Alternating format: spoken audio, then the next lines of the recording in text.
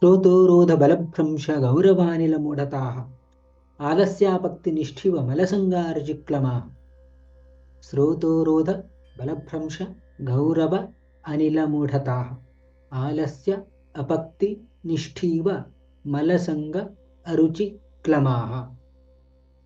When you look into the Lakshanas of Samanya Ama, so that means general features of the Ama presence in the human body are like this. Srotorodha, Balabhramsha, Gaurava are explained earlier. In this particular video, we are going to have the description of what is the word meaning of Anila Mudhata. Anila Mudhata, as per the Ayurveda fundamentals, that is being termed as Vata. So that means the Vata dosha is having the poor functioning. Mudhata. Mudhata refers to poor functioning or less functioning. So in that particular sense, so we are knowing that Vata dosha is having Ruksha, Shita, Laghu, Khara, Sukshma and Chala. So whenever the Ama is being present, so that means that Ama is having the features of Snigdhata, it is having the features of Guruta, it is having the features of Pichilata, it is having the features of again Shitata there,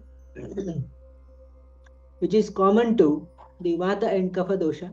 So that means all the other features of or gunas of the Vata dosha, except Shita guna, they are having exact opposite nature of the gunas of Vata dosha.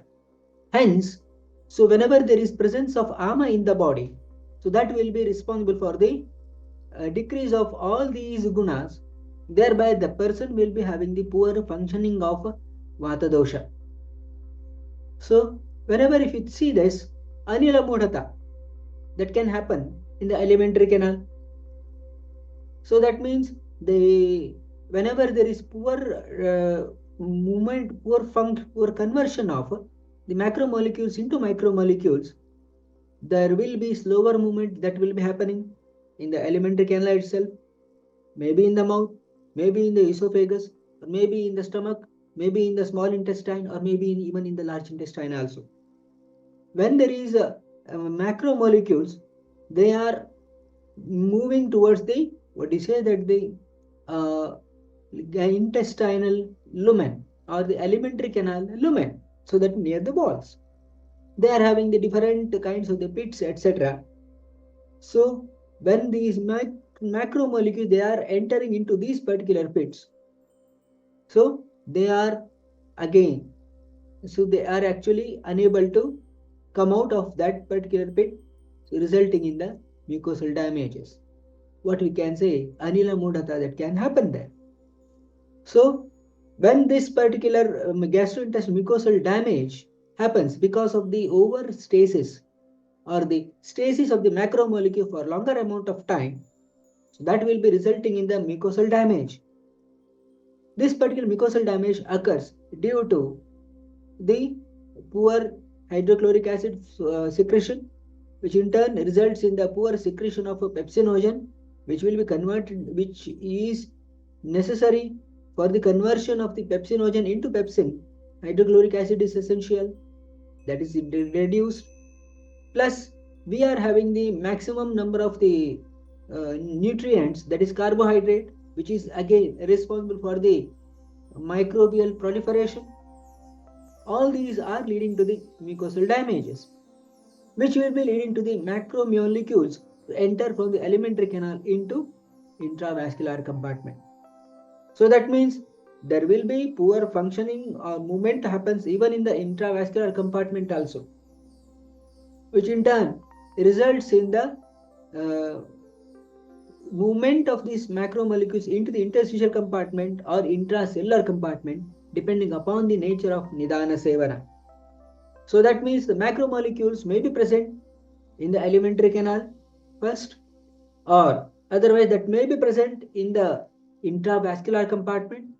Later that may enter into the interstitial or intracellular compartment, depending upon the Nidana Sevana. Any two compartments or any 3 compartments or any 4 compartments or all the 4 compartments may be having the poor functioning. That means the poor functioning of the Vata dosha may happen. So that means the when you think in terms of the Ayurveda understanding, Mahasrotas, what we can say alimentary canal, is having the 3 main Vata: Pranavata, Samanavata, and Apanavata. So thereby, the person will be having the dysfunctioning of all these subtypes of the Vata dosha in the alimentary canal. When these macromolecules are entering into the intravascular compartment, what we can say, there may be a possibility of abnormal functioning of Vyanavata. Further, if the macromolecules they are entering in the reverse direction, so for example vomiting etc. or nasal regurgitation etc., the person may be having the poor functioning of Udanavata. When think about all these aspects, so there may be a possibility of increase of Ruksha Guna. If it is happening in the upper alimentary canal, then we are going to say there may be a possibility of the poor functioning of Vata dosha.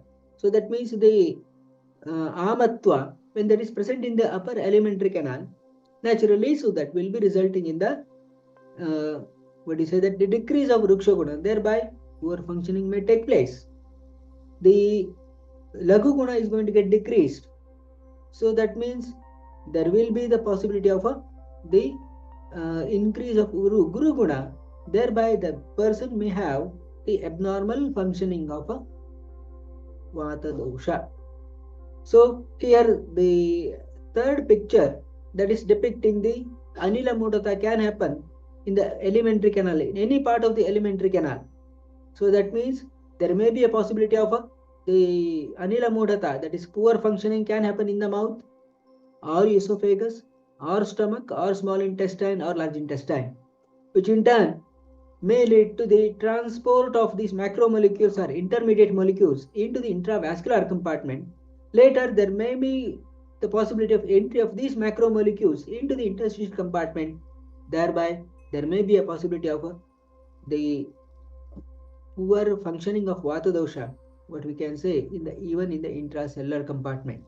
When you think about the presence of macromolecules or intermediate molecules in the intravascular compartment or interstitial compartment or intracellular compartment, we are going to say there may be a possibility of a Anila Mudhata, specifically in terms of a Vyanavata. That's all for today. What are the major key takeaways from today's discussion? Mention in the comment box below.